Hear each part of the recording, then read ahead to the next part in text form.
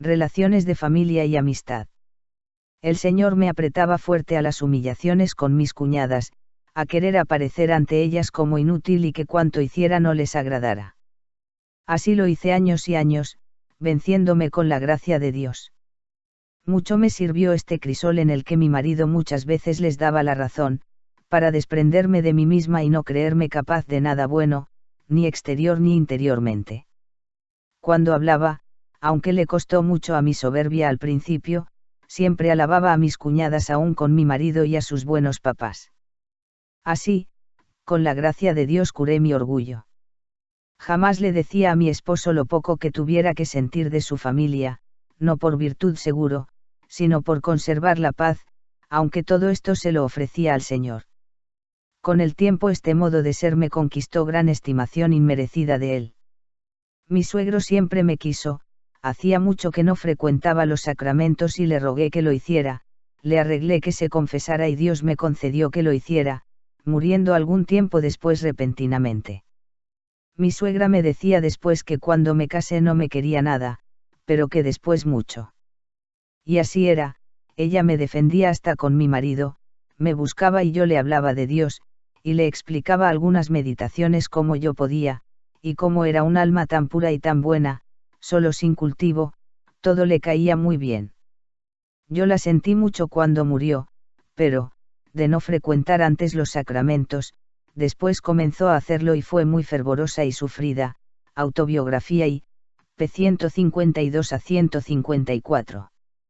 Por las tardes, al obscurecer, me iba a la iglesia de San Juan de Dios y allí cerquita del sagrario desahogaba mi pecho cerca de Jesús, le ofrecía a mis niños, a mi marido y a mis criados, pidiéndole luz y tino para saber cumplir mis deberes. Autobiografía y, p. 157. Su existencia se desarrollaba normalmente entre las obligaciones de su hogar y sus relaciones sociales, sin poder sustraerse a todas las circunstancias imprevistas. Tuve que ir a visitar a un sacerdote, se oscureció y ni coches ni tranvías parecían. Era muy grande mi angustia, el tiempo pasaba y resolví volverme a pie, pero como había muchas vías y yo no sabía el camino me acerqué a una tiendita a preguntar. Sin poderlo impedir salió de ahí un hombre que me hacía temblar y que me dijo que me conduciría. Se me arrimaba mucho, olía a vino, y andábamos y más andábamos, conociendo yo el peligro y encomendándome a la Santísima Virgen. Era de noche, había invitado mi marido un señor a cenar, y yo tan lejos, Dios mío, y sin saber a dónde iba a parar. Nunca he sufrido en esa materia lo que entonces. Por fin la Santísima Virgen me oyó y al voltear una esquina pasaba un tranvía, ni supe de dónde era y escapándome de aquel hombre que me detenía, me subí y me salvé. Autobiografía IP 53. Ascensión espiritual. Para comprender a Conchita no hay que buscar fenómenos extraordinarios, la suya es santidad en las diarias ocupaciones. Una breve frase de su diario nos revela el estado de su alma de recién casada, al ver, a pesar de todo lo bueno de mi marido, que el matrimonio no era aquel lleno que yo me había figurado, instintivamente mi corazón se fue más y más a Dios buscando en él lo que le faltaba, pues el vacío interior había crecido a pesar de todas las felicidades de la tierra. Autobiografía y, p. 112.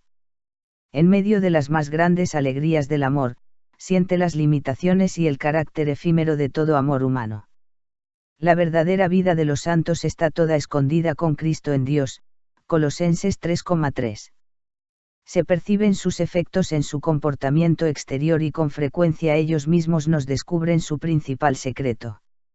En el caso de Conchita, tenemos en su diario la clave de todo. Nos permitirá seguirla de los 31 a los 74 años. Lo utilizaremos como guía principal, sin descuidar las fuentes complementarias. Ella misma nos da a conocer su medio familiar, las gracias y los favores excepcionales recibidos desde su más tierna infancia, la trágica muerte de su hermano Manuel, verdadero punto de partida para una vida nueva que la orienta decididamente hacia Dios, la profunda posesión de todo su ser por Cristo desde los primeros días de su matrimonio y su constante ascensión hacia la perfección, a través de los menores acontecimientos de su hogar.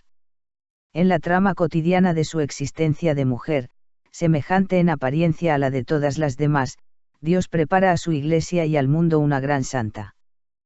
Tu misión es la de salvar almas. Un acontecimiento inesperado le proporcionó la ocasión de tener un tiempo de intenso silencio, oración y contacto con Dios. Por primera vez asistirá a unos ejercicios espirituales, predicados y dirigidos aquel año de 1889 por el padre Antonio Plancarte y la Bastida, que fue más tarde abad de Guadalupe. Conchita tenía 27 años. Casada y madre de familia, ama de casa, con un marido muy puntual y algo celoso, no podía aislarse en unos ejercicios de encierro. Y concurría de entrar y salir porque no podía dejar mis niños. Autobiografía y, p. 159. Corre a las pláticas, encuentra como puede momentos de silencio y de recogimiento y regresa apresuradamente a casa. Pero el Espíritu Santo obra donde quiere. En el corazón de Conchita va a surgir, bajo el impulso irresistible del Espíritu, una llama apostólica que pronto se extenderá a las dimensiones de la Iglesia entera. En su sencillez y humildad no sospecha desde luego la amplitud de los designios de Dios. Su mirada no va más allá del marco habitual de una mujer en su hogar. Dios mismo va a abrirle los horizontes de la redención.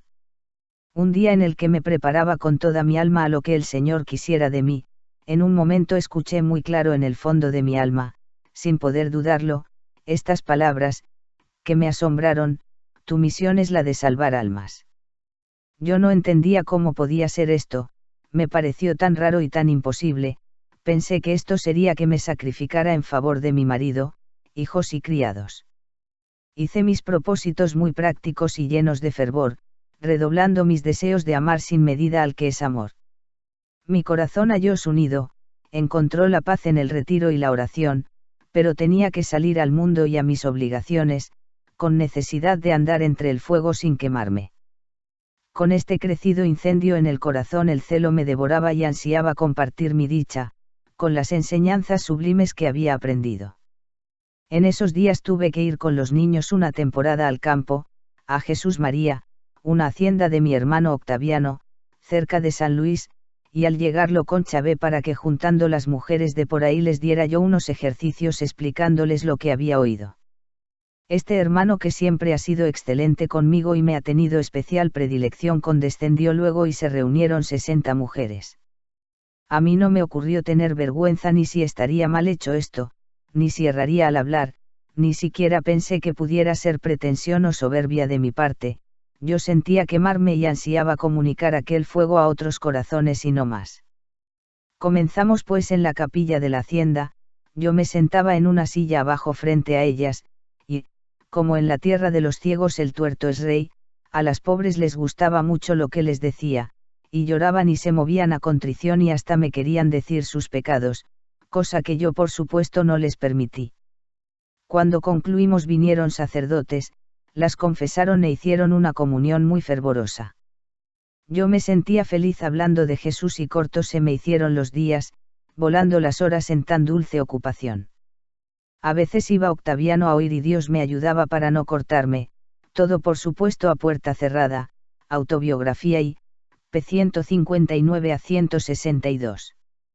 Conchita buscaba un director de conciencia para avanzar con mayor seguridad hacia Dios, quemándome los deseos de perfección, de encontrar la puerta, la vía, el camino por donde llegar a mi Jesús. Haciendo propósitos varios, humillándome, pasaba los días en aquella desolación y angustia y oscuridad. Notaba hambre de lo divino, sed ardiente de Jesús, pero como que me estrellaba, como que me perdía entre un camino de oscura fe y sin esperanza. Hablando yo a un sacerdote de lo que bullía dentro de mi alma, de los ideales de perfección que perseguía y no quería el Señor sin duda que me comprendiera, porque me hablaba él de poesía, de la naturaleza, de cosas de él, pero no de él mismo, de mi Dios. Y el mundo luchaba por arrastrarme y las criaturas me atraían. Recuerdo que me entretenía a ratos en ver periódicos de modas y me entraba tal remordimiento, hasta que me dijo el Señor que no las viera. Autobiografía y, p. 198 a 199. Decepcionada y apenada por haberse acercado a un sacerdote que solo habló de cosas superficiales, cuando ella había acudido a él con ansias de encontrar a Dios, intensificó su oración. El Señor le envió entonces al padre Alberto Mir, S.J., quien mucho le ayudó en los primeros 10 años de su ascensión hacia Dios.